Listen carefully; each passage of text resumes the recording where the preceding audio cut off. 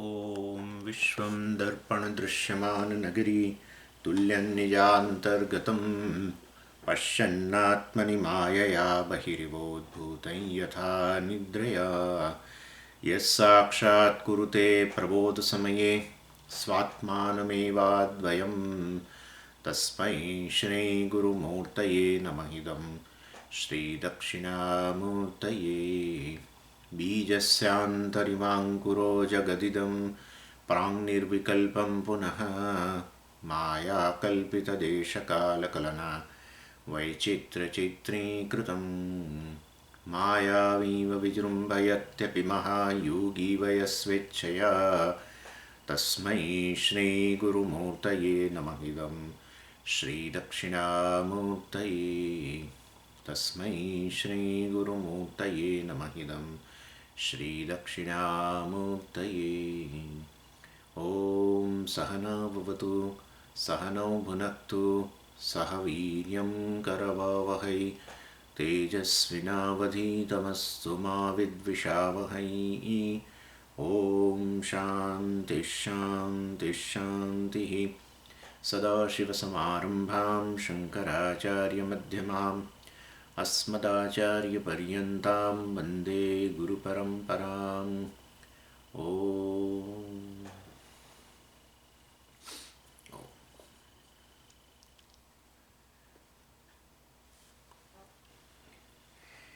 ભાષ્યકાર કહે છે તत् તસ્મિન એવ અર્થે તસ્મિન એવ બ્રાહ્મણ વાક્ય ઉક્તે અર્થે એષા ઋક અભ્યુક્તા આમનાતા સત્યં જ્ઞાનમ અનંતમ બ્રહ્મેતિ બ્રહ્મણ લક્ષણાર્થમ વાક્યમ. એટલે સત્યમ જ્ઞાનમ અનંતમ બ્રહ્મ પહેલાનું પોર્શન છે. બ્રહ્મવિદ આપનોતિ પરમ તદેશાભ્યુક્તા એટલે વાસ્તવની અંદર આ જે બ્રાહ્મણ વાક્ય કહ્યું એટલે અહીંયા છે ને આ પ્રોઝ ઉપનિષદ. બ્રાહ્મણ એટલે પ્રોઝ, મંત્ર એટલે જાણે પોએટ્રી. એટલે બ્રાહ્મણ ઉપનિષદ જે છે એ it gains a status to quote a mantra. બ્રહ્મવિદ આપનોતિ પરમ જે છે એ બ્રાહ્મણ વાક્ય છે. એટલે તૈત્તિરીય ઉપનિષદ તૈત્તિરીય બ્રાહ્મણમાં રહેલું છે અને એ તૈત્તિરીય ઉપનિષદ જે તૈત્તિરીય બ્રાહ્મણમાં રહેલું છે એ પોતે જ મંત્ર કોટ કરે છે. એટલે એ બ્રાહ્મણ વાક્ય ઉક્તે અર્થે આ જે છે બ્રહ્મવિદ આપનોતિ પરમ એમાં બ્રહ્મ શબ્દ છે. પછી વિદ એટલે એનો જાણનાર એટલે બ્રહ્મ જ્ઞાન. પછી બ્રહ્મવિદ આપનોતિ પરમ પરમ એટલે શું એટલે એનો અર્થ આપનોતિ પ્રાપ્ત કરવું. એટલે આ બ્રાહ્મણ વાક્યમાં રહેલા જ આ બધી વસ્તુઓ જે છે બ્રહ્મ જ્ઞાન અને બ્રહ્મજ્ઞાન દ્વારા મોક્ષની પ્રાપ્તિ એ કયા રૂપમાં પ્રાપ્તિ વગેરે આ બધી વસ્તુઓ મંત્રના રૂપમાં કહેવામાં આવશે એમ કહેવાનો આશય છે. એટલે કિમ તદ બ્રહ્મ શું છે? સત્યમ જ્ઞાનમ અનંતમ બ્રહ્મ. ઓકે, એ બ્રહ્મનું જ્ઞાન એટલે શું? યો વેદ નિહિતમ ગુહાયામ, જે પોતાની બુદ્ધિ ગુફાની અંદર અહમના રૂપમાં પ્રગટ થયેલો છે એ જ વાસ્તવમાં બ્રહ્મ છે, અર્થાત અહમ જ બ્રહ્મ છે. એ બ્રહ્મજ્ઞાનથી પરમની પ્રાપ્તિ એટલે શું? એટલે કહ્યું કે ભાઈ એ બ્રહ્મણા સહ વિપશ્ચિતેતી સર્વાન કામાન સમસ્નુત, સર્વ કામનાના વિષયો એકસાથે યુગપત પ્રાપ્ત થઈ જવા. Simultaneously you gain everything what you desire. આને પરમ પ્રાપ્તિ કહેવાય. આવું એટલે ખ્યાલ આવ્યો તમને? સત્યમ જ્ઞાનમ અનંતમથી શરૂ કરીને બ્રહ્મણા વિપશ્ચિતેતી સુધી એ મંત્ર વાસ્તવમાં બીજું કશું નથી પરંતુ બ્રહ્મવિદ આપનોથી પરમ એ બ્રાહ્મણ વાક્ય જે છે એને સમજાવે છે. સમજી ગયા? એટલે આવી વસ્તુ છે. એટલે તસ્મિન એવ બ્રાહ્મણ વાક્ય એટલે ઇન ધ સેમ મિનિંગ બ્રહ્મવિદ આપનોથી પરમનો અર્થ જે છે એ જ અર્થને વધુ સ્પષ્ટ કરવા માટે એશા ઋક, આ ઋક એટલે કે આ મંત્ર જે છે અભ્યુક્તા આમનાતા કોટ કરવામાં આવે છે. ઇઝ કોટેડ, ધ ફોલોઈંગ મંત્ર ઇઝ કોટેડ. કયો ભાઈ? સત્યમ જ્ઞાનમ અનંતમ બ્રહ્મ ઇતિ બ્રહ્મણ લક્ષણાર્થમ વાક્યમ. એટલે સત્યમ જ્ઞાનમ બ્રહ્મ વગેરે જે છે એ બ્રહ્મની વ્યાખ્યા કરશે, એ બ્રહ્મનું લક્ષણ છે, બ્રહ્મની વ્યાખ્યા કરશે અને એ પછી આગળ પછી એનું પરમની પ્રાપ્તિ વગેરે બ્રહ્મજ્ઞાન છે એ બધું પણ બતાવશે.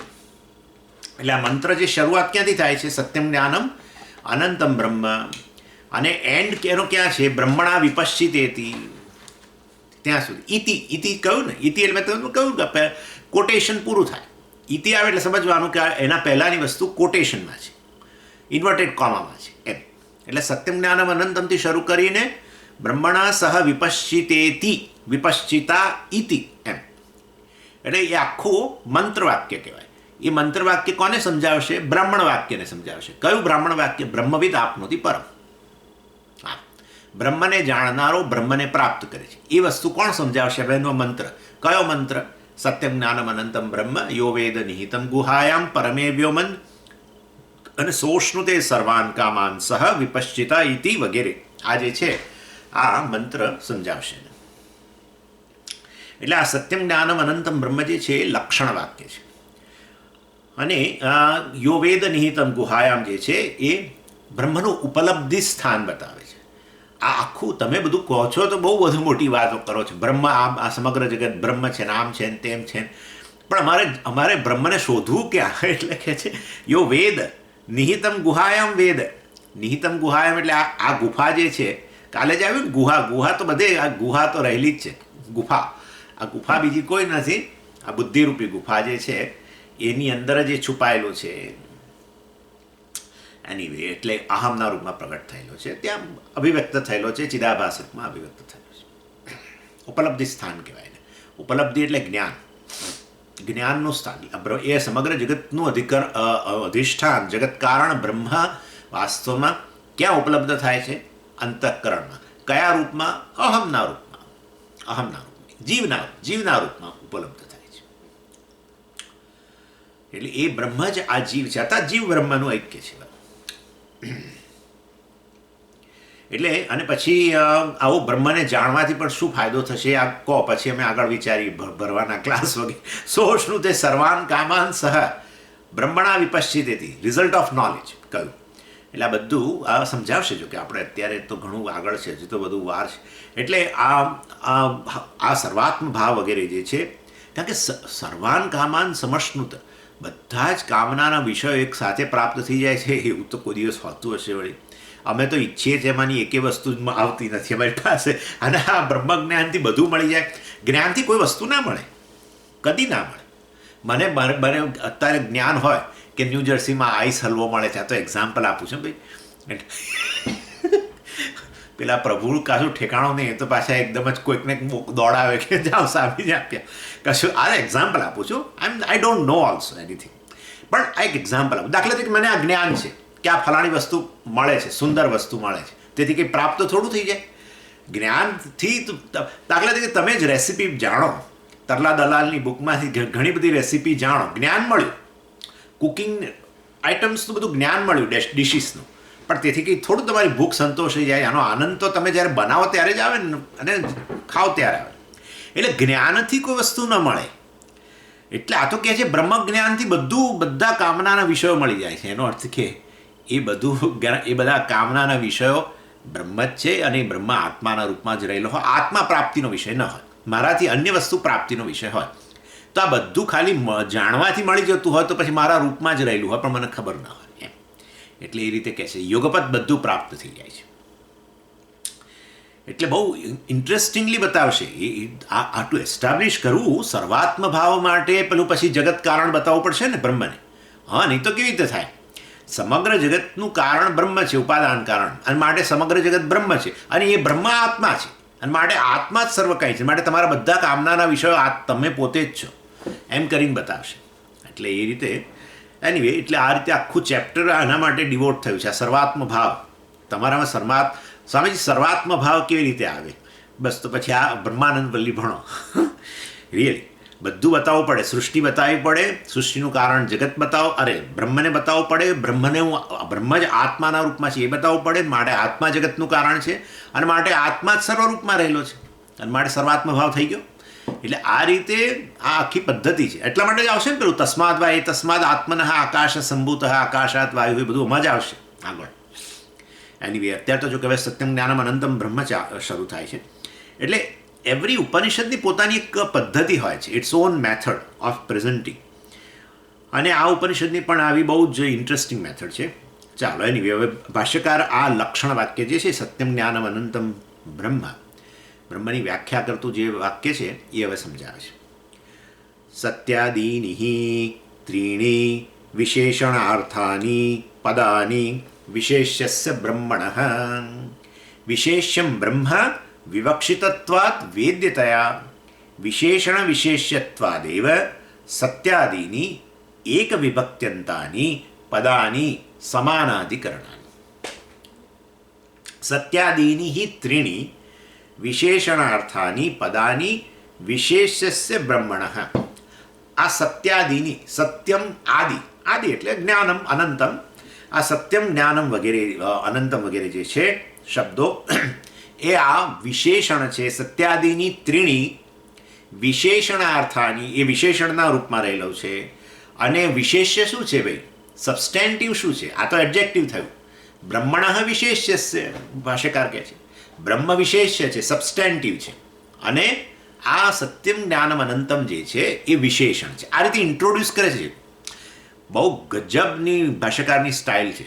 આ રીતે ઇન્ટ્રોડ્યુસ કરીને તમારામાં બેસાડશે તમારા મનમાં કે આ સત્યમ જ્ઞાનમ અનંતમ એ વિશેષણ છે, બ્રહ્મ વિશેષ્ય છે એમ કહે છે.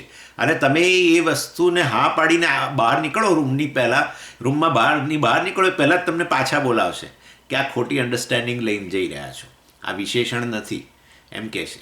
એટલે સ્વાભાવિક છે કે તમે શબ્દો જ્યારે વાપરો ને ત્યારે કેટલાક શબ્દો વિશેષણ હોય, કેટલાક એક શબ્દ વિશેષ્ય હોય. તમે કહો કે આ લાલ ગુલાબ, હવે આ બે શબ્દો વાપર્યા તેમાં એક વિશેષણ છે ને એક વિશેષ્ય છે, એક એડજેક્ટિવ છે, એક સબસ્ટેન્ટિવ છે. એટલે આવી અન્ડરસ્ટેન્ડિંગ લઈને જ જાઓ ને. એટલે અહીંયા કહો સત્યમ જ્ઞાનમ અનંતમ બ્રહ્મ એટલે ઓહો સત્યમ જ્ઞાનમ અનંતમ બધા ત્રણ વિશેષણો છે, બ્રહ્મ વિશેષ્ય છે એમ માનીને આગળ જાઓ તમે. પછી કહે છે જ્ઞાના એ વિશેષણ વિશેષ્ય ન હોઈ શકે, એ યોગ્ય નથી. એટલે આ રીતે પછી એ વખતે પૂરો પક્ષ ઊભો કરશે અને પછી જવાબ આપશે. આ ભાષ્યની સ્ટાઇલ છે. એટલે this is the style of bhashyakar. એટલે પહેલાં ઇન્ટ્રોડ્યુસ કરે છે વિશેષણના રૂપમાં અને અમાય પ્રશ્નો આવશે પાછા વિશેષ્ય શું ને વિશેષણ શું. લાલ ગુલાબમાં વિશેષણ કયું ને વિશેષ્ય કયું, એડજેક્ટિવ કયું ને હવે ત્યાં તો સમજી લેવાય આરામથી. સામેથી ગુલાબ એ હવે સબસ્ટેન્ટિવ કહેવાય અને લાલ જે છે એ તો વિશેષણ કહેવાય, એડજેક્ટિવ કહેવાય. હવે એ તો બરાબર છે. પણ જ્યારે આ બ્રહ્મ વગેરેની વાત હોય ત્યારે વિશેષણ શું વિશેષ્ય શું એ નક્કી કરવા માટેની એક ક્લુ છે, એ પણ ભાષ્યકાર બતાવશે. Anyway this a style flow of bhashyam જે છે હું તમને બતાવી રહ્યો છું કે કઈ રીતે આગળ વધે છે ભાષ્યકાર. બહુ બ્રિલિયન્ટ સ્ટાઇલ છે. એટલે સત્ય વગેરે જે છે સત્ય જ્ઞાનમ અનંતમ આ બધા ત્રણ વિશેષણો અને બ્રહ્મ વિશેષ્ય બ્રહ્મણ વિશેષ્ય રૂપે રહેલું છે. વિશેષણ સામાન્ય રીતે વ્યાવર્તક હોય. વ્યાવર્તક એટલે જે વાસ્તવની અંદર વ્યાવર્તન કરે, એટલે જે વાસ્તવમાં આ એક જે વિશેષ્ય હોય ને એને બીજા બધા કરતાં છૂટું પાડીને બતાવે. દાખલા તરીકે હું કહું પીળી બરાબર છે, પીળી ક્લિપ. એટલે આવું જ્યારે હું કહું ત્યારે બધી ઢગલો ક્લિપો પડેલી હોય, એમાંથી આ પીળી નામનું જે એડજેક્ટિવ છે એ બીજી બધી ક્લિપોમાંથી લાલ હોય, પેલી ભૂરી હોય વગેરે લીલી હોય એ બધામાંથી આ પીળી વિશેષણ બીજી બધી ક્લિપો કરતાં આ ક્લિપને છૂટી પાડીને બતાવે. બરાબર છે? અને વ્યાવર્તક કહેવાય. વ્યાવર્તક એટલે આમ છૂટું ટુ ડિસ્ટિંગ્વિશર આવો જો શબ્દ હોય તો માની લેજો. એટલે વ્યાવર્તક એટલે ડિસ્ટિંગ્વિશર, વન વિચ ડિસ્ટિંગ્વિશિસ. એનીવે એટલે દેટ ડિસ્ટિંગ્વિશિસ બાય અધર. આમ તો છે ને વ્યાવર્તનનો અર્થ શું થાય છે? નિષેધ. એકચ્યુઅલી વ્યાવૃત્તિ. અતદ્વ્યાવૃત્યાયમ ચકિતમભિદત્તે શ્રુતિરપી. યાદ આવ્યું? શિવ મહિમ્ન સ્તોત્રની અંદર છે અતદ્વ્યાવૃત્યા. વ્યાવૃત્તિ એટલે નિષેધ કરવો, પણ નિષેધ જ થઈ ગયો ને. એટલે અને પીળી શબ્દ તમે વાપર્યું અને દ્વારા તમે અને છૂટી પાડી એટલે શું થયું? બીજી બધી ક્લિપોનો શું થઈ ગયો? નિષેધ થઈ ગયો. એટલે વ્યાવર્તક એટલે નિષેધ કરનાર. One which distinguishes an object by negating other objects. અને વ્યાવર્તક કહેવાય. વિશેષણ હંમેશા વ્યાવર્તન કરે. અને વિશેષ્ય જે છે એ સબસ્ટેન્ટિવ એ વ્યાવર્ત્ય કહેવાય, વિચ ઇઝ ડિસ્ટિંગ્વિશ્ડ. વ્યાવર્તક ડિસ્ટિંગ્વિશર એન્ડ વ્યાવર્ત્ય which is distinguished. Clip distinguished કરી આપણે, વિચ ઇઝ ડિસ્ટિંગ્વિશ્ડ એ વ્યાવર્ત કહેવાય ક્લિપ. અને પીળી એ જે છે વિશેષણ એ વ્યાવર્તક કહેવાય, one which distinguishes this clip by negating other clips. એટલે આ રીતે with the help of adjective એટલે વિશેષણોનો ઉપયોગ કરીને આપણે કોઈપણ પદાર્થને આવી રીતે બહુ સ્પષ્ટ રીતે અલગ તારવીને સમજી શકીએ છીએ વિધાઉટ એની મિસ્ટેક. એટલે ભાષ્યકાર જે છે આ રીતે એના માટે એક ઉદાહરણ પણ આગળ આપવાના છે. નીલમ મહત સુગંધી ઉત્પલમ, અને એ દ્વારા બતાવશે કે આ નીલ મહત અને સુગંધી એ 3 વિશેષણો દ્વારા આપણે પર્ટિક્યુલર લીલી જે છે એને છૂટી પાડીને, બીજી બધી લીલીઝ હોય પોન્ડની અંદર તળાવમાં, એના કરતાં એને છૂટી પાડીને બતાવીએ.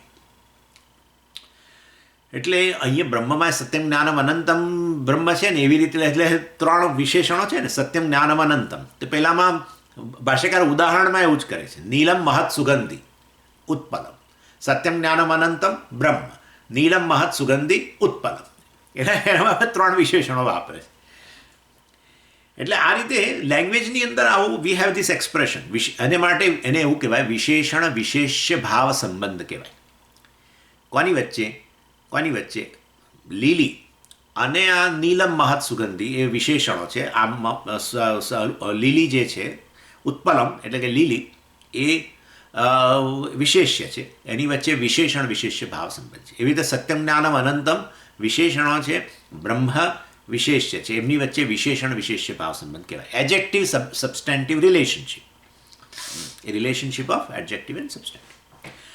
ચાલો હવે એટલે આ સત્યમ જ્ઞાનમ અનંતમ બ્રહ્મ જે છે બ્રહ્મ વિશેષ્ય છે એવું ભાષ્યકાર કહે છે સબસ્ટેન્ટિવ, અને સત્યમ જ્ઞાનમ અનંતમ વિશેષણો છે, અને માટે એમની વચ્ચે વિશેષણ વિશેષ્ય ભાવ સંબંધ છે.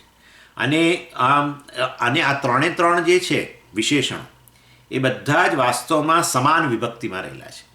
સત્યમ જ્ઞાનમ અને અનંતમ પ્રથમા વિભક્તિ એકવચન છે, અને વિશેષ્ય હોય એની જે વિભક્તિ હોય એ જ વિભક્તિમાં આ બધા વિશેષણો પણ રહેલા હોય. એટલે વિશેષણ વિશેષ્ય ભાવ તમારે સંબંધ નક્કી કરવો હોય ને તો આવું થાય. શું કરવાનું? વિશેષણો જે વિભક્તિમાં હોય એ જ વિભક્તિની અંદર વિશેષ્ય રહેલું હોય. આટલું જરા ગ્રામર આવશે ભાઈ. હા, આ પેલા પ્રભુને હું કહી રાખું છું, થોડુંક તો આવશે જ, ભણો. એટલે વાસ્તવની અંદર કહેવાનો આશય એવો છે કે આ 4 ઇનફેક્ટ સમાન વિભક્તિમાં હોય બધા જ. 3 વિશેષણો અને વિશેષ્ય બધા જ સમાન વિભક્તિમાં હોય. અહીંયા આપણા કિસ્સામાં પ્રથમા વિભક્તિ એકવચન. બ્રહ્મ પણ પ્રથમા વિભક્તિ એકવચન છે. બ્રહ્મન શબ્દની પ્રથમા વિભક્તિ એકવચન બ્રહ્મ થાય. અને સત્યમ જ્ઞાનમ અનંતમ પણ બધા સત્યમ પણ પ્રથમા વિભક્તિ એકવચન, જ્ઞાનમ પણ પ્રથમા વિભક્તિ એકવચન, એવી રીતે. એટલે આ રીતે આ 4 પણ હવે પ્રશ્ન ઊભો થાય છે. મેં કહ્યું ને તમને આ પ્રશ્ન આવશે કે આ 4 શબ્દો તો છે, એમાંથી વિશેષ્ય કયું, સબસ્ટેન્ટિવ કયું અને વિશેષણ કયા?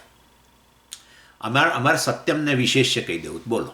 બ્રહ્મ વિશેષણ કેમ?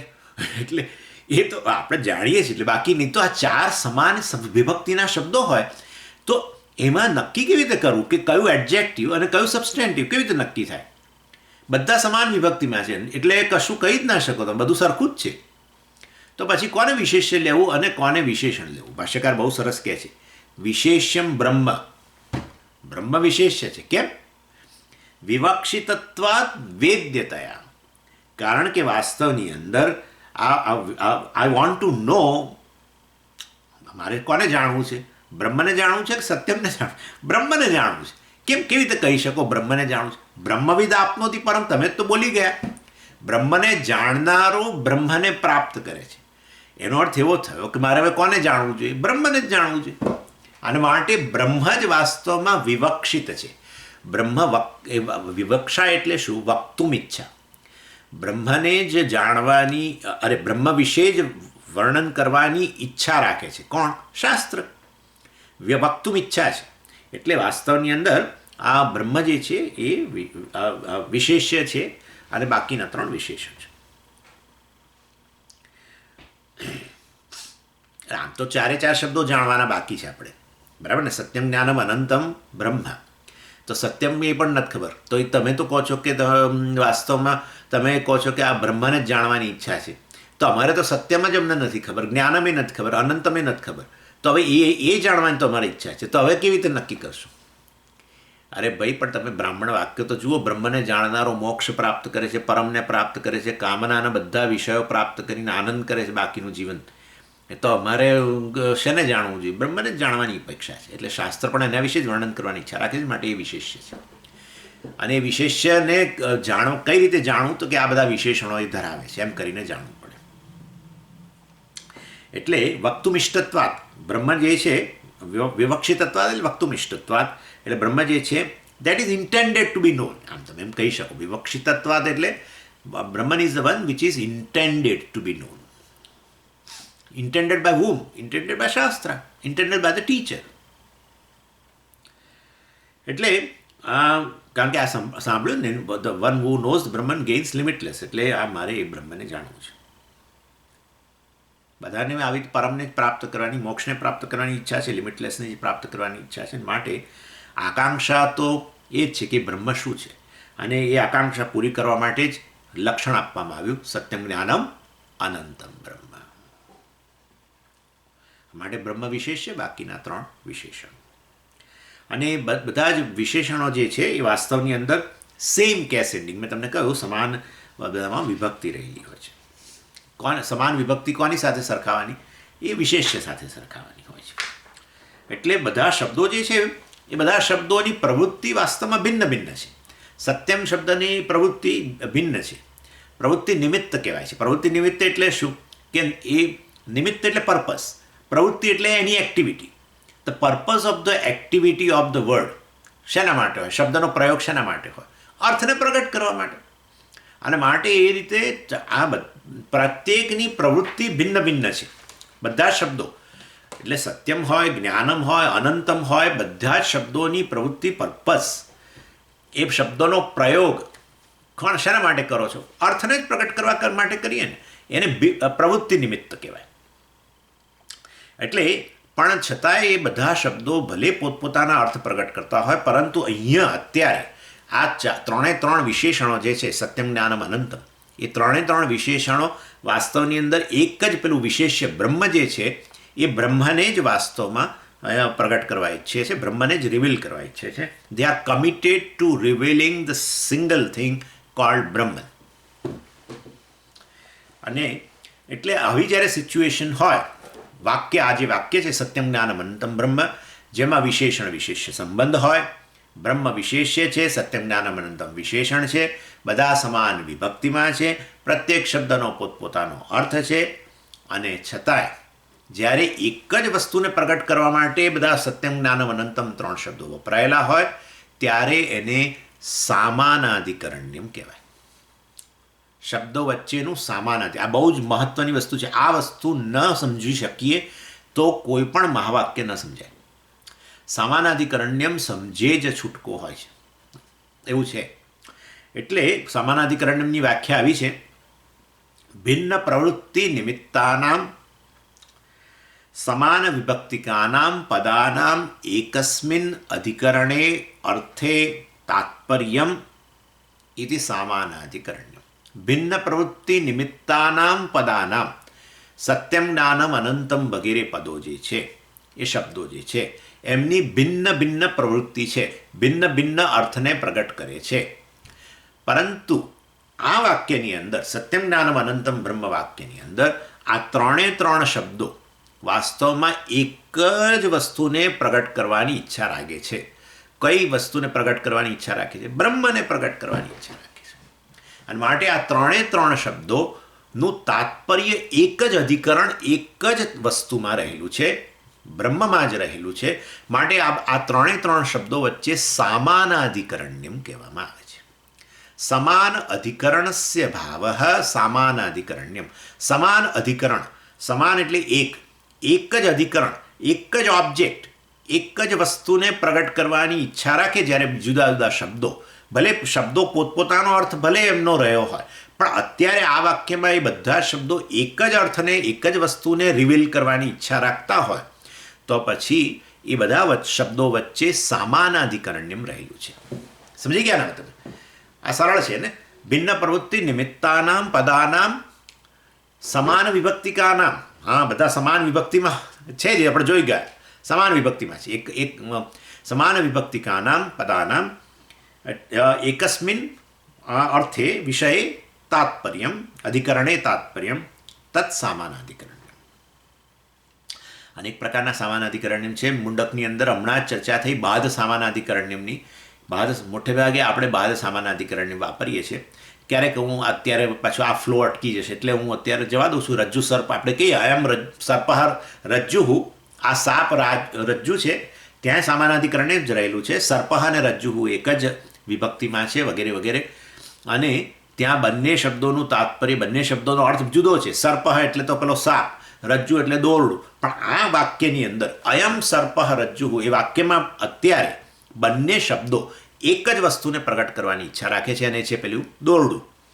એટલે એ ત્યારે સમાનાધિકરણ છે, પણ એ બાદ સમાનાધિકરણ કહેવાય. એમાં સર્પનો બાદ થઈ જાય છે અને રજ્જુ પ્રગટ કરે છે. સર્પ શબ્દ પોતાના અર્થનો બાદ કરીને રજ્જુને પ્રગટ કરે છે અને માટે એને બાદ સમાનાધિકરણ. બહુ મોટી વસ્તુ છે. It is to be understood by any Vedantic student. આ ન સમજી શકો તો મહાવાક્ય સમજવું બહુ અઘરું છે. અયમ સર્પઃ રજ્જુ આ સમાનાધિકરણ પણ બાદ સમાનાધિકરણ. બધા અનેક પ્રકારના સમાનાધિકરણ છે. ભાષ્યકારે બ્રહ્મસૂત્રની અંદર મને લાગે ત્રીજા અધ્યાયમાં કે ક્યાંક અનેક બધા સમાનાધિકરણ બતાવ્યા અને એમાં 4 કે 5 છે એ મુખ્ય અનેક મતલબ કે એ વધારે વપરાય છે એવાનો ઉલ્લેખ કર્યો ભાષ્યની અંદર અને સમજાવ્યા પણ ખરા. એનીવે એટલે આ words in a sentence May have a સમાન અધિકરણ. કારણ કે શું થાય છે, શબ્દો તમે વાક્ય એટલે શબ્દનો સમૂહ. હવે એ શબ્દો ક્યાં તો બધા શબ્દો એક જ વસ્તુને પ્રગટ કરવાની ઈચ્છા રાખતા હોય, એક જ વસ્તુનું, કારણ કે વાક્ય દ્વારા તમને જ્ઞાન પ્રગટ થાય છે. એટલે વાક્યમાં રહેલા જુદા શબ્દો જ્યારે એક જ વસ્તુને બતાવવા ઈચ્છતા હોય ને ત્યારે એ શબ્દો વચ્ચે સમાનાધિકરણ એમ થઈ ગયું. પરંતુ ક્યારેક વાક્ય એવું હોય, ક્યારેક કેટલી વાર વાક્ય એવું હોય કે એ બધા વાક્યમાં રહેલા જે શબ્દો છે એ શબ્દો પોતપોતાનો અર્થ પ્રગટ કરે. એ બધાને એવો કંઈ ન હોય કે અમે બધા ભેગા થઈને એક જ વસ્તુને પ્રગટ કરીએ.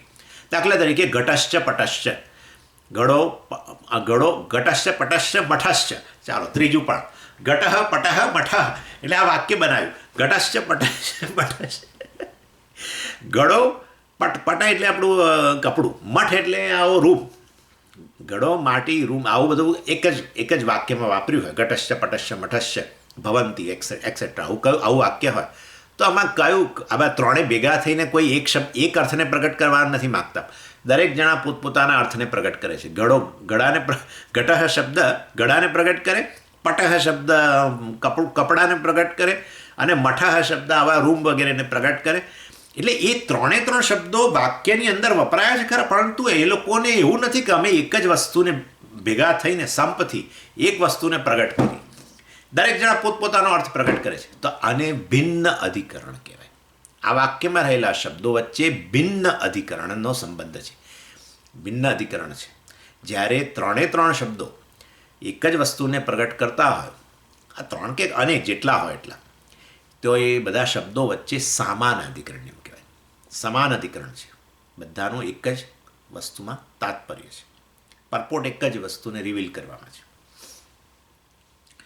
એટલે again pot is different from cloth અને cloth is different from room ને બધું બરાબર છે. એટલે એ બધા ઇન્ડિપેન્ડન્ટ નાઉન્સ જેવા છે. ભલે ને તમે વાક્યમાં વાપર્યા હોય તો એ ભિન્ન અધિકરણવાળા થઈ ગયા.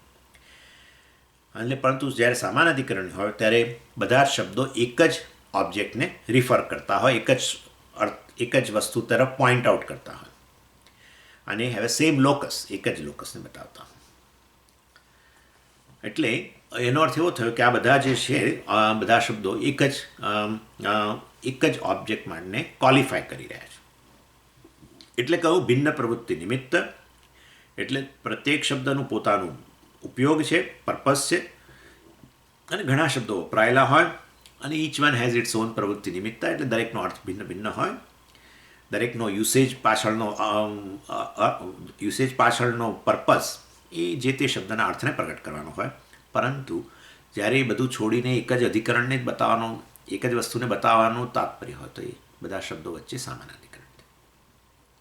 વિશેષણ વિશેષ્ય વચ્ચે હંમેશા સમાન અધિકરણ જ હોય, લખી જ રાખવાનું. વિશેષણ વિશેષ્ય ભાવ જ્યારે પણ હોય ત્યારે બધા જ વિશેષણો એક જ વિશેષ્યને બતાવવા માગતા હોય. બરાબર છે.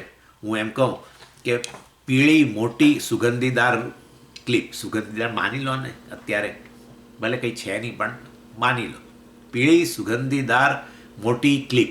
હવે આ પીળી એનો અર્થ જુદો જ છે, બરાબર છે. સુગંધી દાર એટલે એ સુગંધીનો અર્થ જુદી વસ્તુ છે, સુગંધ મતલબ. અને મોટી, તો હવે મોટી એ વસ્તુ એ પોતાનો અર્થ પ્રગટ કરે છે. પરંતુ અત્યારે આવું જ્યારે હું બોલું, પીળી સુગંધીદાર મોટી ક્લિપ રહેલી છે, ત્યારે આ બધા જે શબ્દો જે છે, આ પીળી મોટી અને સુગંધીદાર એ ત્રણ વિશેષણો છે. ક્લિપ વિશેષ્ય છે, અને એ બધા વિશેષણો એક જ વસ્તુ ક્લિપને જ રિવીલ કરવા માગે છે. ક્લિપ સમજી ગયા ને હવે તમે? એટલે ત્યારે આ શબ્દો જે છે એની વચ્ચેનો સંબંધ, એટલે વિશેષણ વિશેષ્ય ભાવ રહેલો હોય ત્યારે હંમેશ માટે સમાન અધિકરણ હોય. એક જ અધિકરણ એક જ વસ્તુ વિશેષ્યને જ પ્રગટ કરવા માટે બધા વિશેષણો વપરાયેલા હોય. બહુ એ વાપરવા પડે. અને હું હમણાં તમને બતાવું છું કે આ વસ્તુ વ્યવહારમાં છે, ઇન્ટરવ્યૂની અંદર આવું હોય છે. એટલે ઇન્ટરવ્યૂ માટે પેલી જે એડવર્ટાઇઝમેન્ટ હોય ને, ચાલો એની પછી વાત કરીએ છીએ. ઇન શોર્ટ, આ રીતે તમે જ્યારે શબ્દો વાપરો, when you utter A word, ત્યારે એ શબ્દ પોતાનો અર્થ પ્રગટ કરવાની ઈચ્છા ભલે રાખતું હોય, પણ એ વાક્યની અંદર પોતાના અર્થને છોડીને એ બધા શબ્દો ભેગા થઈને સંપત્તિ એક જ વસ્તુને પ્રગટ કરે તો સામાન્ય અધિકરણ.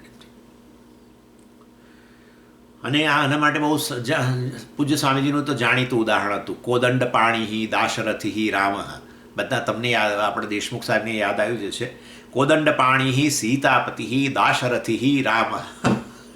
હા, એમનું બહુ જ જાણીતું ઉદાહરણ. સામાનાધિકરણની એમની બહુ મોટી ચર્ચા કરે મહારાજ, અને પછી આ કે કોદંડ પાણી સીતાપતિ દાશરથી રામ. અને એટલે રામ શબ્દ તો બધા બહુ માટે વપરાય છે. અહીંયા જ કેટલાક રામ આવે છે ને, ફલાણા રામ આવ્યા. હમણાં જ કોઈક હતું શિબિરમાં હતું, એને રામ કહેતા હતા, પેલા બીજાને રામ કે, વેંકટરામનને રામ કે, અને સીતારામનને રામ કે. સીતારામન તો ફાઇનાન્સમેન, એની બધાને રામ. એટલે બધાને ટૂંકમાં રામથી જ બોલાવે, એવી સ્ટાઇલ છે મને લાગે છે. એટલે બધા રામ રામ રામ રામ. પણ પછી આપણે પૂછીએ, રામ એટલે એમની તમારી સરનેમ રામ છે? ના, કે નામ રામ છે? ના ના ના ના, વેંકટરામન છે. રામ શા માટે કહો? એટલે સીતારામન ને ફલાણા રામને. એટલે એકલો રામ શબ્દ વપરાય ને ત્યારે પછી આપણને થાય કે આ કયા રામ હશે હવે તો. એટલે હવે અત્યારના રામ કે પહેલાં ત્રેતાવાળા રામ. એટલે પછી કહ્યું ભાઈ કોદંડ પાણી, કોદંડ પાણી, કોદંડને ધારણ કરનાર, પેલું ધનુષ્ય કોદંડ ધારણ કરનાર. ઓહ, તો પછી એ જ જાણે. પછી પાછું બીજું વિશેષણ, કદાચ હજુ ઓછું પડે તમને, એ રામ પ્રગટ નથી થતા હજુ ત્રેતાવાળા મનની અંદર. આમ ફ્લેશ થાય ને મનની અંદર, ફટાક ફટ ફટ ફટ, એવું હજુ થતું નથી. તો પછી કે સીતાપતિ, એમ કે એમ કે. એટલે જોયું તમે? એટલે આ વિશેષણો એક પછી એક વિશેષણો વપરાય છે ખરા, પણ પોતાના કોઈ અર્થને પ્રગટ નથી કરો. કયા એક જ વસ્તુને પ્રગટ કરવું છે, એ વિશેષ્ય છે, રામ છે, એને પ્રગટ કરવાની ઈચ્છા રાખે છે. એટલે કોદંડ પાણી, સીતાપતિ, અને પછી બીજું કંઈક દાશરથી, દશરથના પુત્ર. એટલે હવે અત્યારના લોકલ રામ નહીં ભાઈ, આ બધા જમણા એ નહીં, એ પેલા જ Ram. This is sentence where there is a samanadhikaran. એક જ વિશેષ્ય રામને જ પ્રગટ કરવાની ઈચ્છાથી જ્યારે બીજા બધા શબ્દો ભલે પોતપોતાના અર્થો હોય, દશરથના પુત્ર એક અર્થ, કોદંડ પાણી, કોદંડ ધનુષ્ય ધારણ કરનાર બીજો અર્થ, અને સીતાપતિ, સીતાના પતિ એ ત્રીજો અર્થ. પણ અત્યારે આ વાક્યની અંદર ત્રણનું તાત્પર્ય એક જ અધિકરણ, એક જ વિશેષ્ય રામ, એનું જ્ઞાન આપવામાં રહેલું છે. મને બધા પાછા સમાન વિભક્તિ હોવી જોઈએ, તો જ બધા વિશેષણો બને ને. એટલે કોદંડ પાણી પ્રથમા વિભક્તિ વચન, સીતાપતિ પ્રથમા વિભક્તિ એક વચન, અને દાશરથી પ્રથમા વિભક્તિ એક વચન, અને આપણા રામ એ પણ પ્રથમા વિભક્તિ વચન. એટલે વિશેષણ વિશેષ્ય બધા વચ્ચે સમાન વિભક્તિ, જે વિશેષ્યની વિભક્તિ એ જ વિશેષણની વિભક્તિ હોય. સમજ? વિશેષણ વિશેષ્ય કેવી રીતે નક્કી કરવું? સરળ. બધા સમાન વિભક્તિમાં જ માનવું કે હવે અહીંયા કંઈક એકાદ વિશેષ્ય છે, એક સબસ્ટેન્ટિવ છે, બાકી બધા એડજેક્ટિવ છે, અને પછી સમજી જ લઈએ. તો હવે આપણે અર્થ તો એટલો હોય આપણી પાસે. એટલે આ રીતે સત્યમ જ્ઞાનો અનંતમ બ્રહ્મ જે છે એ પણ બધા શબ્દો અહીંયા સમાન વિભક્તિમાં છે, વિશેષણ વિશેષ્ય ભાવ ધરાવે છે. અને બધા જ વિશેષણો એક જ વસ્તુને પ્રગટ કરવાની ઈચ્છા રાખે છે, બ્રહ્મને જ પ્રગટ કરવાની ઈચ્છા રાખે છે. બ્રહ્મ જ્ઞેય વસ્તુ છે, અને and that is to be known. અને માટે આ બધા જ શબ્દો રિઝોલ્વ ઇન બ્રહ્મન. કયા? સત્યમ બ્રહ્મ, જ્ઞાનમ બ્રહ્મ, અનંતમ બ્રહ્મ. સત્યમ શબ્દ પણ કોને જ પ્રગટ કરવાની ઈચ્છા રાખે છે? બ્રહ્મને. જ્ઞાનમ શબ્દ પણ બ્રહ્મને. અનંતમ શબ્દ પણ બ્રહ્મને. અરે અનંતમનો અર્થ લિમિટલેસ છે. આ એ બધું બરાબર. ભલે તમે અન્યત્ર ભલે બીજે એનો અનંત શબ્દનો અર્થ અનંત ને લિમિટલેસ ને જે કરવું કરજો, પણ અહીંયા તો અત્યારે આ બ્રહ્મ જે લિમિટલેસ છે એને જ પ્રગટ કરવાની ઈચ્છા રાખી છે. એમ ત્રણે ત્રણ શબ્દોની પ્રવૃત્તિ આમ જુદી જુદી છે, અર્થ જુદા જુદા છે, પર્પઝ જુદો જુદો છે વાપરવા પાછળ, પણ અહીંયા આ વાક્યમાં તો એક બ્રહ્મને જ પ્રગટ કરવાની ઈચ્છા રાખે છે. બ્રહ્મ વિશેષ્ય છે એ જ જાણવાની ઈચ્છા છે બધાને, કારણ કે એનાથી પરમની પ્રાપ્તિ થાય છે. માટે સત્યમ જે છે વિશેષ્ય નથી, બ્રહ્મ વિશેષ્ય છે, સબસ્ટેન્ટિવ છે, અને એ બ્રહ્મને જાણવા માટે વિશેષણો વાપરવા પડશે. બ્રહ્મ શું છે એવું કોઈ તમે જ પૂછો છો, એટલે તો પછી અમારે તમને કહેવું પડશે કે બ્રહ્મ આ છે. એના માટે અમે જે વાપર્યા શબ્દો બધા સામાન અધિકરણ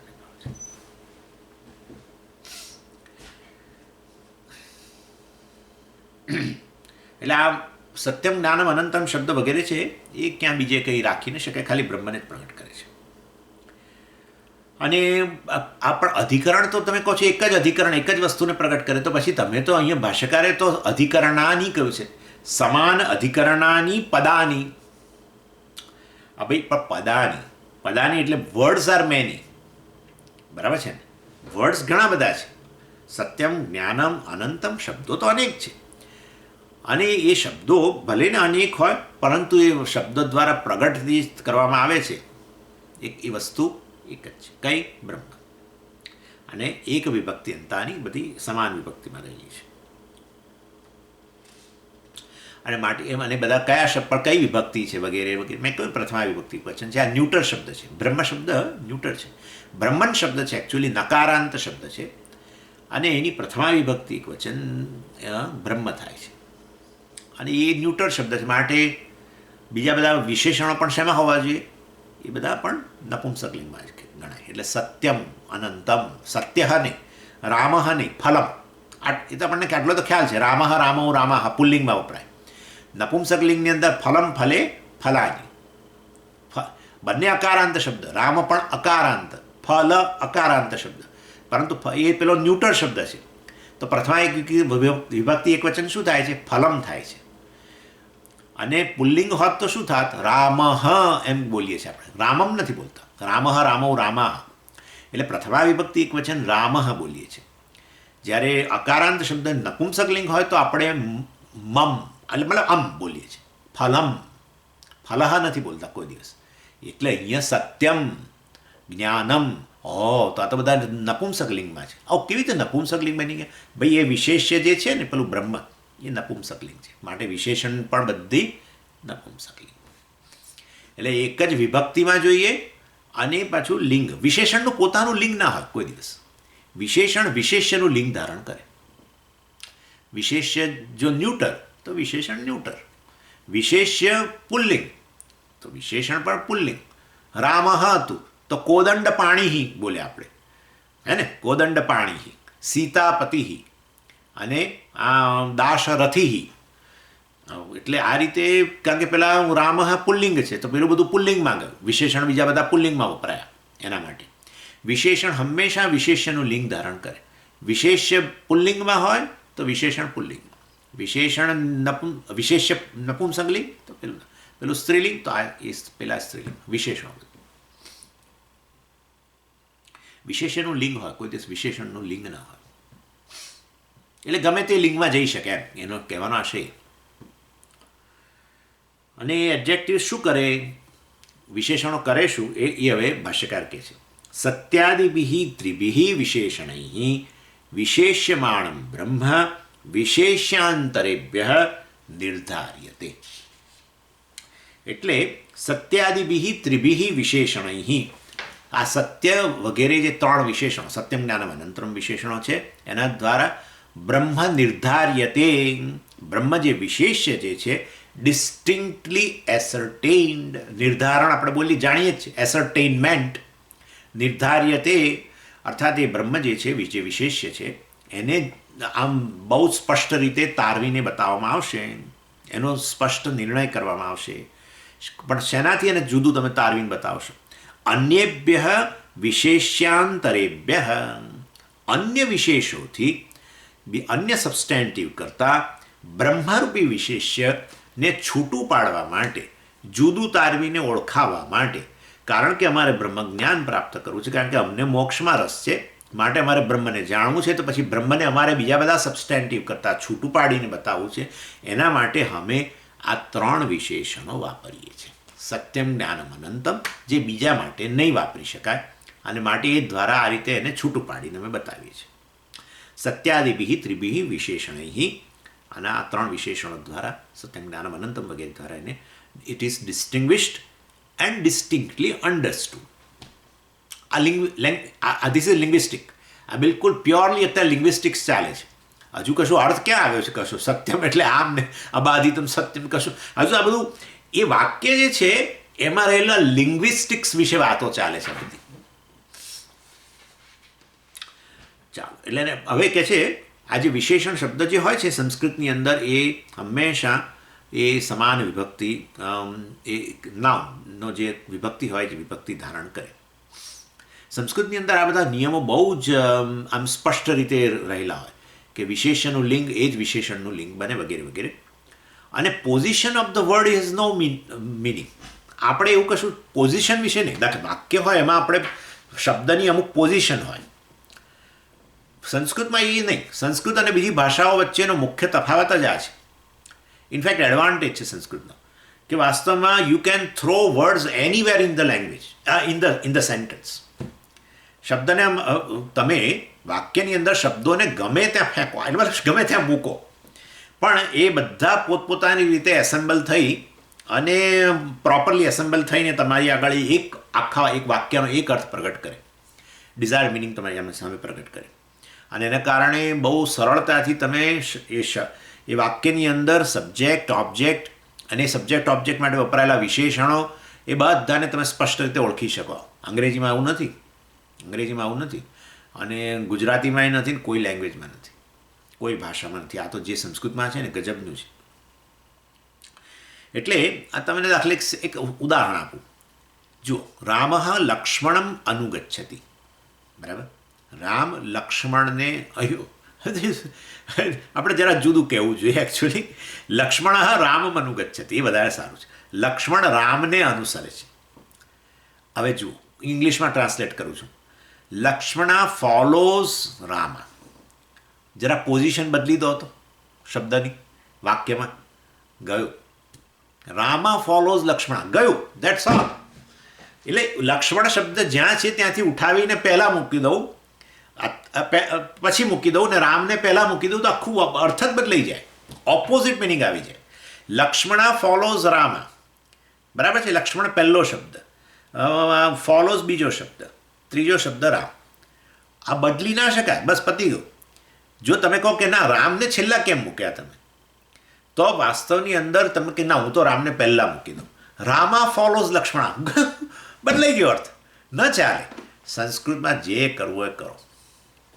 સંસ્કૃતમાં જે તમારે શબ્દ મૂકવો એ મૂકો. લક્ષ્મણમ રામ અનુગચ્છતિ, રામ અનુગચ્છતિ લક્ષ્મણમ, લક્ષ્મણમ રામ અનુગચ્છતિ, અનુગચ્છતિ રામ લક્ષ્મણમ. ગમે તે મૂકો ને, અર્થ આનો આ જ રહે. આ જ કારણસર આર્ટિફિશિયલ ઇન્ટેલિજન્સ ડેવલપ કરવા માટે જે ઇન્ફ્રાસ્ટ્રક્ચર જોઈએ, એમાં સંસ્કૃતનું ઇન્ફ્રાસ્ટ્રક્ચર આઈડિયલ નીકળ્યું. કારણ કે એની જે ફ્લેક્સિબિલિટી છે એના કારણે લેંગ્વેજમાં બીજે કોઈ જગ્યાએ ફ્લેક્સિબિલિટી નથી. સહેજ પોઝિશન બદલાઈ શબ્દોની, આમ તેમ થઈ, અર્થ જ બદલાઈ જાય. આવું છે. કારણ કે જે પ્રેપોઝિશન્સ વગેરે બધા જે હોય ને, એ બધા એ પ્રપોઝિશન્સ એ શબ્દ પોતે લઈને ફરે જોડે. દાખલા તરીકે હવે આ તો સંસ્કૃત પેલા પ્રભુ બેઠા છે પાછા, એટલે જો એની ડોન્ટ પ્લે. એટલે કહેવાનો આશય એવો છે કે વાસ્તવની અંદર શબ્દ એની સાથેની વિભક્તિ જોડાયેલી જ હોય. એટલે રામઃ કહી દીધું ને, એટલે હવે એ રામઃ શબ્દ તમારે એકવાર રામઃ એમ કહી દીધું, મતલબ પ્રથમા વિભક્તિ એક વચન વાપરી દીધું, પતી ગયું. It is always a subject. હવે એ રામ જ્યારે જાય, એ રામ શબ્દ પેલો હ પણ જોડે જ જાય. એટલે તમે હવે શબ્દમાં એ વાક્યની અંદર તમે ગમે ત્યાં રામઃ મૂકો પણ એ it will always remain subject. જ્યારે લક્ષ્મણમ કહ્યું ઓબ્જેક્ટ થઈ ગયું, દ્વિતીય વિભક્તિ એકવચન. એટલે હવે લક્ષ્મણમ શબ્દ ગમે ત્યાં હોય ઇટ વિલ રિમેઇન ઓબ્જેક્ટ. ઇંગ્લિશમાં એવું નહીં. રામા ફોલોઝ લક્ષ્મણ. રામ સબ્જેક્ટ, આ ફોલોઈંગ ક્રિયા માટેના રામ સબ્જેક્ટ અને લક્ષ્મણ જે છે એ ઓબ્જેક્ટ. હવે બદલી નાખો, લક્ષ્મણ ફોલોઝ રામ. હવે સમજી ગયા ને તમે? એટલે વાસ્તવની અંદર પોઝિશન બદલાવાથી અંગ્રેજી વગેરેની અંદર સબ્જેક્ટ ઓબ્જેક્ટ બધું જ બદલાઈ જાય. જો સબ્જેક્ટ ઓબ્જેક્ટ બની જાય, ઓબ્જેક્ટ સબ્જેક્ટ બની જાય તો આખો અર્થ બદલાઈ જ ગયો. જ્યારે સંસ્કૃતમાં તો એ શબ્દ પોતે જ વિભક્તિનો અર્થ લઈને ફરે જોડે જોડે. રામ તો રામઃ ફરે, રામ એકલા ના ફરે, રામઃ ફરે. એટલે રામઃ લક્ષ્મણમ રથેન માર્ગેણ અનુસરતી. ચાલો, માર્ગેણ એક બીજો શબ્દ વાપરું છું વધારા, માર્ગ દ્વારા જાય છે. એટલે હવે આ માર્ગેણ કહી દીધું. માર્ગેણ તૃતીયા વિભક્તિ, હે ને? By the road, with the help of a road or vote ever.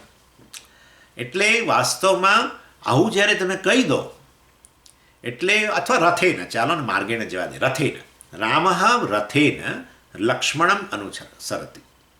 Ram રથ દ્વારા લક્ષ્મણને ફોલો કરી રહ્યા છે. હવે રથેન કહી દીધું એટલે તૃતીયા વિભક્તિ થઈ ગઈ. તૃતીયા વિભક્તિ એનો અર્થ શું થાય? With the help of, by, etcetera etcetera. એટલે બાય ચેરિયટ અથવા with the help of chariot etcetera. હવે એ મતલબ એ શબ્દ તમે રથેન ગમે ત્યાં મૂકો, તમારે પેલું બાય ધ જે છે પ્રેપોઝિશન્સ એ એની જોડે જ રહે. હવે સમજી ગયા તમે? અને માટે વાસ્તવની અંદર ફ્લેક્સિબિલિટી, રથેન શબ્દ હું છેલ્લોય મૂકી શકું. રામઃ લક્ષ્મણમ અનુસરતી રથેન, રથેન પહેલોય મૂકી શકું. રથેન લક્ષ્મણમ રામઃ અનુસરતી, અનુસરતી પહેલાં મૂકી શકું. ક્રિયાપદ જ રહે. તૃતીયા વિભક્તિમાં રહેલો શબ્દ તૃતીયા વિભક્તિમાં જ રહે. કારણ કે પેલી વિભક્તિ જોડે જ, શબ્દની જોડે જ જાય. રથ શબ્દ એકલો ના જાય. રથેન મેં કહ્યું, લક્ષ્મણમ કહ્યું, રામઃ કહ્યું. એટલે એ પેલું બતાવે છે કે પેલી વિભક્તિ, અને વિભક્તિ દ્વારા જે તે કારક, કર્તા, કર્મ વગેરે, સબ્જેક્ટ, ઓબ્જેક્ટ, એ બધી વસ્તુ પણ જોડે ને જોડે ફરે. અને માટે વાક્યનો અર્થ કદી બદલાય નહીં પોઝિશન બદલાવાથી. ખ્યાલ આવી ગયો તમને? અને સિન્ટેક્સ કહેવામાં આવે છે. સિન્ટેક્સ એટલે અન્વય, syntactical relationship between words in a sentence. Syntactical relationship એટલે તમે વાસ્તવની અંદર ભલે પછી તમે ગોઠવો, પરંતુ તમે સરળતાથી ગોઠવી શકો. અને એટલે મેં ભલે ને અનુસરતી પહેલાં કહ્યું, અનુસરતી રથેન લક્ષ્મણમ રામઃ, આવું બધું બોલું, પણ તમે પહેલાં સબ્જેક્ટ મૂકવાની તમારી ઈચ્છા હોય, કારણ કે તમે અંગ્રેજી ભણેલા છો, એટલે તમે જાણો છો પહેલાં સબ્જેક્ટ જ આવે, પછી ક્રિયાપદ આવે, વર્બ આવે, પછી પેલું ઓબ્જેક્ટ આવે. Rama follows Lakshmana by chariot. Right? આપણે આ રીતે ટેવાયા છે. તો તમે આરામથી મૂકી શકો. રામઃ લક્ષ્મણમ અનુસરતી રથેન મૂકી દો આરામથી. એ કોઈ ચિંતા જ નથી. એટલે શબ્દો ગમે ત્યાં થ્રો કરો સેન્ટન્સની અંદર, એ વાક્યનો અર્થ કદી બદલાય જ નહીં. આ વસ્તુ છે. એટલે આ ઇન શોર્ટ આ એનો એડવાન્ટેજ છે. એટલે અહીંયા ચાલો, એ તો બહુ છે.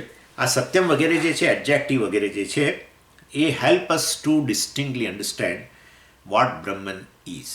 સબસ્ટેન્ટિવ શું છે એને સમજવા માટે છે. અને હવે પાછા વિશેષણનું એક વધારાનું કાર્ય જે છે એ વધારે અહીંયા સમજાવે છે. પેલું ઉદાહરણ લઈને, બહુ જ જાણીતું ઉદાહરણ, તૈત્તિરીયનું આ ઉદાહરણ બહુ જ જાણીતું, નીલમ મહત સુગંધી ઉત્પલમ. એ બહુ જ મહારાજનું જાણીતું ઉદાહરણ છે. આ સત્યમ જ્ઞાનમ અનંતમ બ્રહ્મ સમજાવવા. એવમ હિ તદ જ્ઞાતમ ભવતી યદ અન્યેભ્યઃ,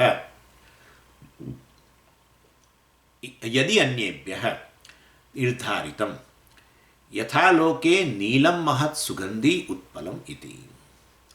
એવમ હિ મતલબ ઇન ધીસ મેનર એલોન, આ જ રીતે તદ બ્રહ્મ જ્ઞાતમ ભવતી, બ્રહ્મને સારી રીતે, એટલે તમે આ વિશેષણ વિશેષ વગેરે બધા વ્યવસ્થિત સમજી જાઓ. તો તમે એ સત્યમ જ્ઞાનમ અનંતમ વગેરે બધા વિશેષણો છે એ બધા સામાનાધિકરણમાં રહેલા છે, અને એ ત્રણ શબ્દોને એક જ તાત્પર્ય છે, અને એ છે બ્રહ્મને રિવીલ કરવું, બ્રહ્મના સ્વરૂપને જ્ઞાન આપવું. અને માટે સત્યમ શબ્દ પણ બ્રહ્મને જ સમજાવે, જ્ઞાનમ પણ બ્રહ્મને સમજાવે, અનંતમ બ્રહ્મને સમજાવે. અને આવું હોવાને કારણે આ રીતે મતલબ તદ બ્રહ્મ જ્ઞાતમ ભવતી, બ્રહ્મન ઇઝ અન્ડરસ્ટુડ વેરી વેલ. યદિ અન્યેભ્ય નિર્ધારિતમ, જો તમે એને આ રીતે બીજા બધા શબ્દો કરતાં ફ્રોમ એવરીથિંગ એલ્સ, એટલે આ બ્રહ્મને બીજા બધા વસ્તુઓ કરતાં તમે સત્યમ જ્ઞાનમ અનંતમ વગેરે શબ્દો દ્વારા એને છૂટ પાડીને સમજી શકો તો તમને જરૂર બ્રહ્મ જ્ઞાન થશે, તમે મોક્ષની પ્રાપ્તિ કરશો.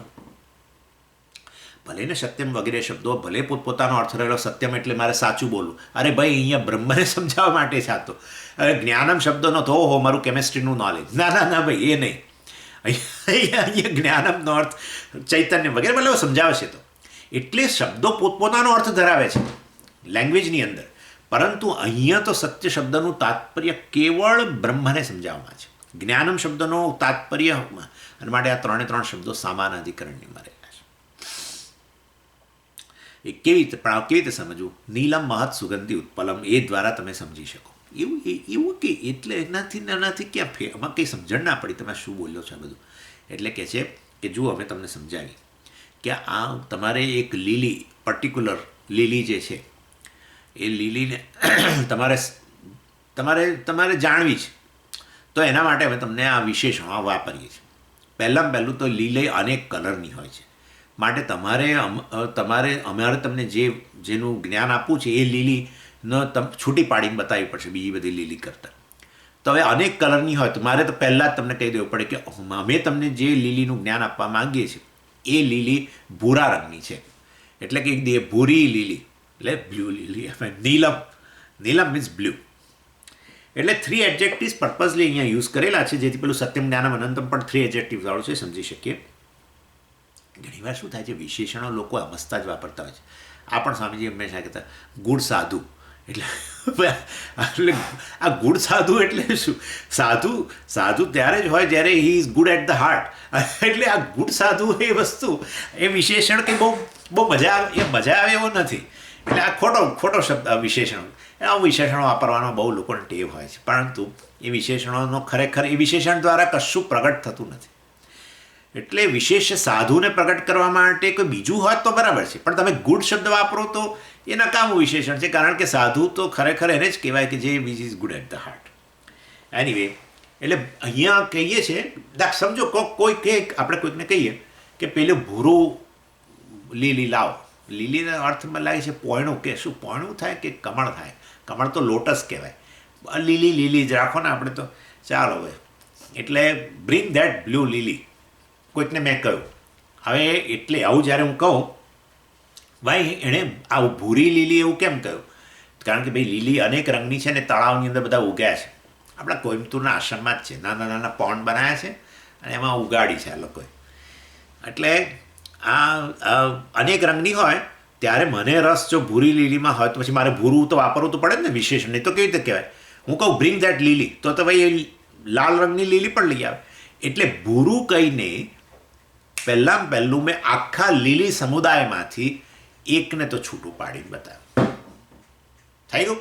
એટલે પહેલાં આ એક વિશેષણ. હવે પછી એનાથી આગળ એટલે વ્હાઇટ લીલીઝ બીજી બધી હતી, વાયોલેટ લીલીઝ એ બધા કરતાં એને છૂટી પાડી, અને he wants only a blue lily. એટલે એણે આ રીતે એક એડજેક્ટિવ આપ્યું, બ્લુ, નીલમ. અને પછી એનાથી આગળ એણે જોયું કે આમાં ભૂરી લીલી પણ ઘણી હતી. હવે એને રસ પર્ટિક્યુલર લીલીમાં હતો, તો એણે કહ્યું વાસ્તવમાં કે મારે તો એ ભૂરી લીલીમાં જે પેલી સૌથી મોટી છે ને એ જોઈએ છે. એટલે નીલમ મહત ઉત્પલમ, ભૂરી મોટી, સૌથી મોટી. હવે આ બીજું વિશેષણ વાપર્યું, કારણ કે હજુ પાછું છૂટું પાડીને બતાવવું પડે એવું છે. એટલે નીલમ મહત ઉત્પલમ. એટલે હવે આ નીલ અને મોટી લીલી જે છે એ બિગ બ્લુ લીલી, એ રીતે એણે વિશેષણ આપ્યું. કારણ કે બીજી લીલી હતી, બીજી ભૂરી લીલી બધી એ નાની હતી એના કરતાં. એટલે એના કરતાં એને છૂટું પાડીને બતાવ્યું.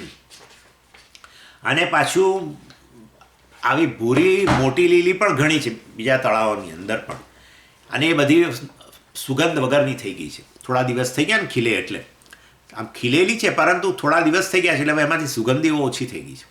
જ્યારે આ વ્યક્તિને તો પેલી ફ્રેશ જેમાં સુગંધ રહેલી છે એ વાપર, તો પછી એણે શું કરવું પડે કે આ બધી મોટી ભૂરી લીલીમાંથી પાછી એ સુગંધીદાર એટલે પાછું ત્રીજું વિશેષણ વાપરવું પડશે. એટલે નીલમ મહત સુગંધી ઉત્પલમ આનય, હું વાપરું છું આનય, લાવો. એટલે આ જે છે મોટી સુગંધીદાર અને ભૂરી લીલી લાવો. તો હવે પેલી વ્યક્તિ આરામથી જઈને એ લઈ આવશે. બરાબર છે ને? એટલે બધા આમ વધારે ને વધારે જેમ વિશેષણો વાપરો એમ વસ્તુ બહુ સ્પષ્ટ રીતે તમારી સામે અભિવ્યક્ત થાય. સ્પષ્ટ રીતે જાણવું હોય તમારે વસ્તુને તો વિશેષણો વાપરો. એટલે મેં તમને કહ્યું વિશેષણોને વ્યાવર્તક કહેવામાં આવ્યું. વ્યાવર્તક એટલે which distinguishes by negating others. By negating others. પહેલું નીલમ શબ્દ દ્વારા જ, બ્લુ લીલી દ્વારા જ મેં વ્હાઇટ લીલી અને રેડ લીલી, વાયોલેટ લીલીને નેગેટ કરીને એક લીલાના સમુદાયને છૂટો પાડ્યો. એમાંથી પછી પાછું બીજું વિશેષણ વાપર્યું. એ ભૂરી લીલી પાછી અનેક હતી, એમાંથી પાછી બીજી બધીને નેગેટ કરવી હતી માટે મેં બીજું વિશેષણ વાપર્યું. નીલમ મહત, મહત એટલે બીક. ભૂરી મોટી લીલી એટલે વળી પાછું ભૂરી લીલીમાંથી કેટલાક નાની જે હતી બધાને નેગેટ કરી અને વ્યાવર્તન કહેવાય, ડિસ્ટિંગ્વિશિંગ. અને પછી અને ત્રીજું પછી નીલમ મહત પછી એ બધી મોટી ભૂરી લીલી બીજી બધી હતી એના કરતાંય પાછી આ લીલી જે છે સુગંધીદાર છે, હમણાં જ ખીલી છે આજે સવારે જ. તો પછી એને મારે છૂટી પાડવા માટે મેં કહ્યું કે સુગંધી ઉત્પલમ, અને એ દ્વારા મેં વધારે મોટી અને ભૂરી લીલીમાં પાછી જે સુગંધીદાર હતી એ રીતે એને છૂટી પાડી. એટલે આ રીતે વાસ્તવની અંદર નીલમ મહત સુગંધી એ વિશેષણોનો ઉપયોગ છેવટે એક પર્ટિક્યુલર લીલીને બીજી બધી લીલી કરતાં ડિસ્ટિંગ્વિશ કરીને અલગ તારવવા માટે, અલગ રીતે જાણવા માટે આનો ઉપયોગ કરવામાં આવ્યો. વિશેષણોનો ઉપયોગ વિશેષને અલગ રીતે તારવીને, અન્ય વિશેષ્ય કરતાં અલગ રીતે તારવીને જાણવા માટે કરવામાં આવે છે. એવી રીતે બ્રહ્મ વિશેષ્યને જાણવા માટે અમે આ 3 વિશેષણો વાપરીએ છીએ. સત્યં જ્ઞાનમ અનંતમ, જેના દ્વારા તમે બ્રહ્મને સ્પષ્ટ રીતે જાણી શકશો. અને જાણવાથી શું ફાયદો થશે એ તો મેં તમને પહેલાં જ કહી દીધું છે. બ્રહ્મવિદ આપનોતિ પરમ. એ બ્રહ્મને જાણવાથી પરમની પ્રાપ્તિ થાય છે. પરમ શબ્દ સાંભળીને જ તમને પેલું તમારું ચીઝ સ્માઇલ બતાવે છે કે તમને બહુ રસ છે. હવે આ તમને બીજું ઉદાહરણ આપી દઉં. જ્યારે when a person has a basically a slot for a position, દાખલા તરીકે આ એક્ઝિક્યુટિવની પેલી એડવર્ટાઇઝમેન્ટ વગેરે આવતું હશે ને, એમાં તમે આ વસ્તુ બહુ ડિસ્ટિંગ્વિશ જોશો. કારણ કે એડવર્ટાઇઝમેન્ટ તમે આપો ને ત્યારે પછી ડેફિનેટલી બહુ લોકો એપ્લાય કરે. હવે તમારે તો કોઈ સ્પેસિફિક વ્યક્તિની જ જરૂર હોય એટલે તમારે બધા વિશેષણો વાપરીને એ પર્ટિક્યુલર તમને જેની રિક્વાયરમેન્ટ છે એ પર જ આવીને ઊભા રહેવું પડે. દાખલા તરીકે તમે માનો કે વ્યક્તિને એક એન્જિનિયરની જરૂર છે, ઇલેક્ટ્રોનિક્સ એન્જિનિયરની જરૂર છે. ઇલેક્ટ્રોનિક્સની કોઈ કંપની છે ને ઇલેક્ટ્રોનિક્સ એન્જિનિયરની જરૂર છે. તો હવે પહેલું તો શું જોઈશે? BE ઇલેક્ટ્રોનિક્સ જોઈશે. એટલે BE બોલવાથી નહીં થાય. BE એટલે આપણા ત્યાંની, હા ભાઈ અહીંયા તમે BE કહે છે જે કહેતા હોય તે, ત્યાં બેચલર ઓફ એન્જિનિયરિંગ. એટલે BE બોલો, BEની તો જરૂર છે જ, એન્જિનિયરની જરૂર છે. હા, એ તો કહી દીધું BE, ચાલો. પણ તું BE તો બધા મિકેનિકલ એન્જિનિયરિંગમાં હોય, સિવિલ એન્જિનિયરિંગમાં બધે હોય ના, BE ઇલેક્ટ્રોનિક્સ જોઈશે. હા, છૂટું પાડ્યું. બીજા બધા એન્જિનિયરોને આપણે કહ્યું ભાઈ તમે એપ્લાય ન કરશો કારણ કે આ અમારે જુદી રિક્વાયરમેન્ટ છે. એટલે BE ઇલેક્ટ્રોનિક્સ એવું એડવર્ટાઇઝમેન્ટમાં કહ્યું.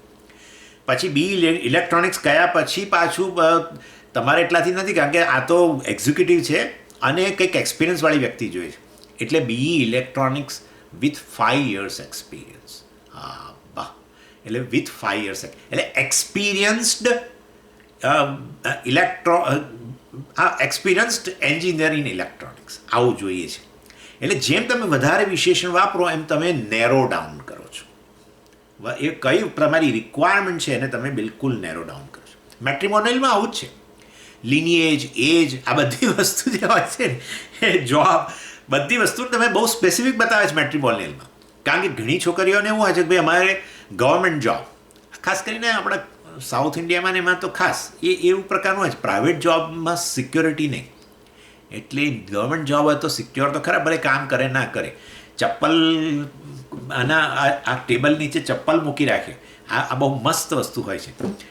શું કરે, આવે 10:30 સાઇન કરે મસ્ટરમાં અને પછી ટેબલ નીચે મૂકી દે ચપ્પલ, અને બીજા ચપ્પલ એક જોડી રાખ્યા હોય કબાટની અંદર, એ કાઢે અને એ પહેરીને પછી ફરવા જાય.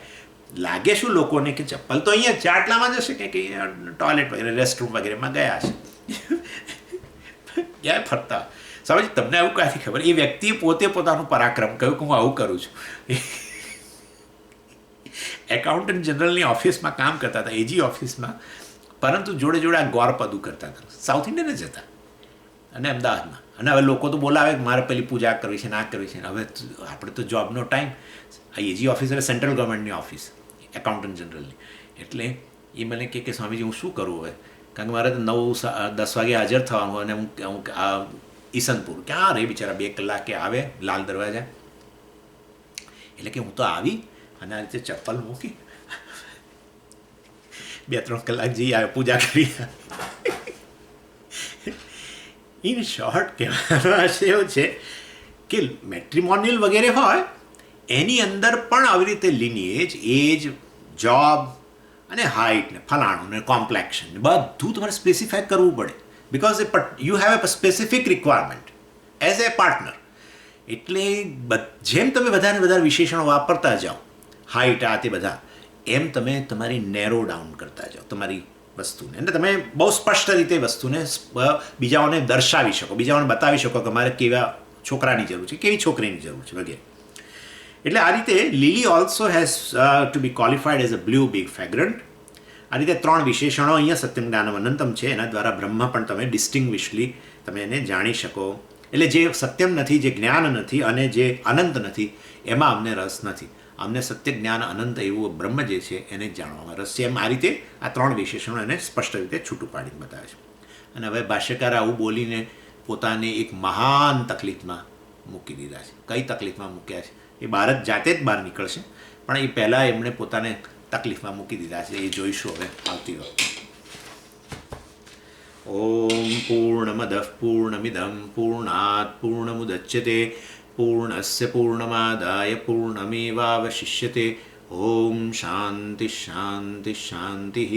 હરિ ઓમ શ્રી ગુરુભ્યો નમઃ. હરિ ઓમ.